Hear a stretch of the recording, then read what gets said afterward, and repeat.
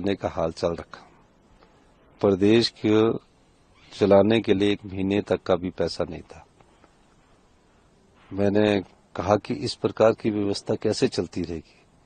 हमने उस व्यवस्था को परिवर्तित किया और आज मुझे खुशी है कि हमारी अर्थव्यवस्था पटरी पर आ रही है और हम अपने पैरों पर खड़े होने जा रहे हैं।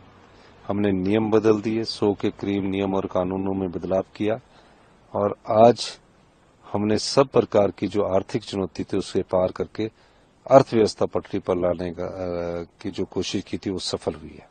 बीजेपी ने ऑपरेशन लोटस बिगिन किया था राज्यसभा चुनाव जीत के।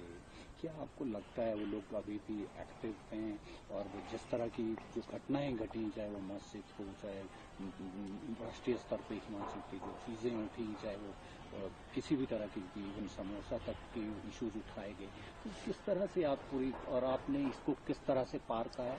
देखिए, ऑपरेशन लोटस बीजेपी का हिमाचल की जनता, भगवान के आशीर्वाद, देवी देवताओं के आशीर्वाद से हम उसमें पार पाने में सफल रहे। और मैं कह सकता हूं कि जो लोकतंत्र से चुनी हुई सरकारें होती है उन सरकारों को गिराने की कोशिश नहीं होनी चाहिए, लेकिन 9 कांग्रेस के विधायकों ने इस्तीफा दिया। राज्यसभा में चुनाव में वो अगेंस्ट वोट डाला और जब वो जनता की अदालत में गए तो उसमें से 6 लोग चुनाव हार चुके हैं। तो निश्चित तौर पर मैं कह सकता हूं कि उसका नुकसान भारतीय जनता पार्टी को उठाना पड़ा।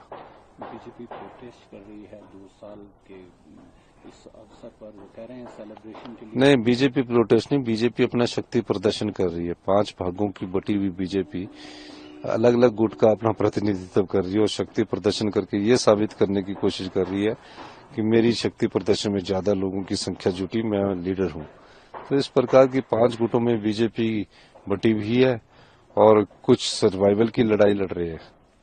हिमाचल को ग्रीन स्टेट बनाना, रोजगार उपलब्ध कराना और महिलाओं को सुदृढ़ करना तथा ग्रामीण अर्थव्यवस्था को मजबूत करना, ये कितना महत्वपूर्ण है और आने वाले 3 सालों के लिए क्या टारगेट? 31 मार्च 2026 तक हम ग्रीन हिमाचल की दिशा में आगे बढ़े हैं और मैं कह सकता हूं कि निश्चित तौर पर हमारी सोच को आगे बढ़ाने का में हमारे सभी मंत्रिमंडल का सहयोग रहा है और अभी हम इलेक्ट्रिकल व्हीकल्स में जा रहे हैं, ग्रीन हाइड्रोजन में जा रहे हैं। तो आज ही 5 कॉरिडोर के लिए हमने MOU साइन किया है प्राइवेट पार्टीज के साथ। 41 जगह हमारे इलेक्ट्रिकल चार्जिंग स्टेशन बन रहे हैं जिसमें रिलायंस और दूसरी कंपनियां आई हैं। MOU साइन हो गया, अब उसको 1 साल के अंदर बनाना। तो इस दिशा में हमने काफी तेजी से कार्य किया और आने वाले समय में मुझे लगता है कि हम इस दिशा में और तेजी से बढ़ेंगे, क्योंकि हमारी प्राकृतिक सौंदर्य और जलवायु ही हमारी प्रमुख स्रोतों में से एक होगी। रिसोर्स मोबिलाइजेशन और ग्रामीण व्यवस्था को मजबूत करना, रिसोर्स मोबिलाइजेशन में काफी आगे बढ़ चुके हैं। रिसोर्स मोबिलाइजेशन हमारी सरकार का हो रहा है। 2200 करोड़ के करीब हम राजस्व एकत्रित कर चुके हैं। रोजगार की दृष्टि से क्या कुछ? अभी भारतीय जनता पार्टी ने 5 साल में 20,000 रोजगार दिए। हमने 2 साल में 31,000 रोजगार के अवसर पैदा किए। 5 लाख से ज्यादा के ही रोजगार के अवसर हमने पैदा किए। कई निजी क्षेत्र में भी रोजगार के अवसर पैदा हुए हैं। 2027 और 32 के लक्ष्य को लेकर किस तरह से ये निश्चित है कि 2027 में हिमाचल प्रदेश आत्मनिर्भर बने, इस दिशा में हमने काम करना शुरू किया और हम उसमें आगे बढ़ रहे हैं। 2032 में हिंदुस्तान का सबसे समृद्धशाली प्रदेश बने, उस दिशा से भी हमारी सरकार कार्य कर रही है और हमने नीतिगत बदलाव लगाकर बजट में पैसों का प्रोविजन करके इस दिशा में हम आगे बढ़े। इन द रिसेंट पास्ट कुछ कोर्ट के ऑर्डर्स आए हैं, क्या आपको लगता है बीजेपी ने उसको मिसयूज किया? नहीं, वो चलिए, कोर्ट के ऑर्डर जो आए हैं उसको हम अध्ययन कर रहे हैं और समय के अनुसार उस पर हम कार्रवाई करेंगे। भारतीय जनता पार्टी, क्या आपको लगता है अभी भी ऑपरेशन लोटस की? नहीं, वो करती रही, वो उनका काम है, हमारा काम सरकार बचाना है।